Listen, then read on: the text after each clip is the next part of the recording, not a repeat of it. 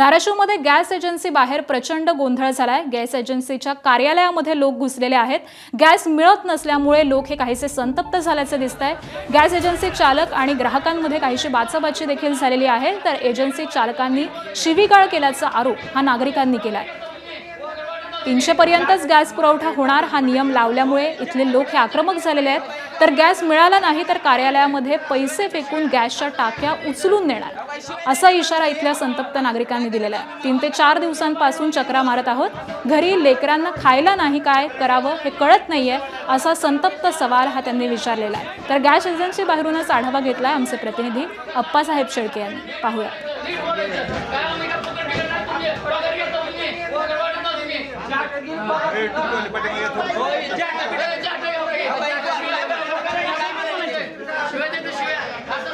धाराशिवमध्ये gas agency बाहेर प्रचंड गोंधळ पाहायला मिळतो। ही पाहू शकतात लोक अक्षरशः मोठ्या संख्येने जमलेत आणि गॅसच्या एजन्सीच्या कार्यालयात सुद्धा घुसखोरी केली। आताच थोड्या वेळापूर्वी इथं गॅस एजन्सी चालक आणि लोकांमध्ये प्रचंड बाचाबाची झाली। या बोर्डवरून खरं तर हा वाद सुरू झालेला होता, तो म्हणजे 300 पर्यंतच फक्त सिलेंडर मिळतात। लोकांच्या काय भावना जाणून घेऊया।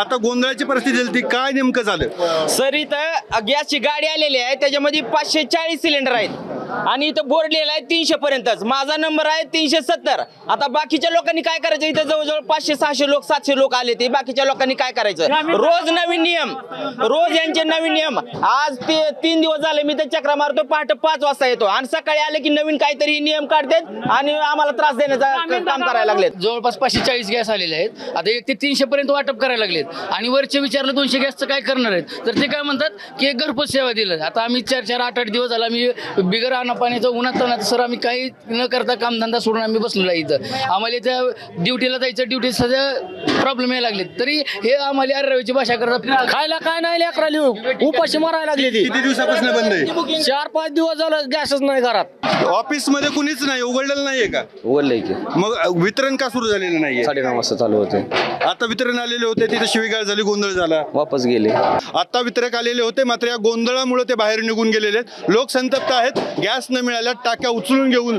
असा इशारा दिलाय आणि दुसरीकडे गॅस एजन्सी धारकाकडनं शिवीगाळ होत असल्याचाही आरोप केलाय। अप्पासाहेब शेळके, एबीपी माझा, धाराशिव। एबीपी माझा, उघडा डोळे बघा नीट।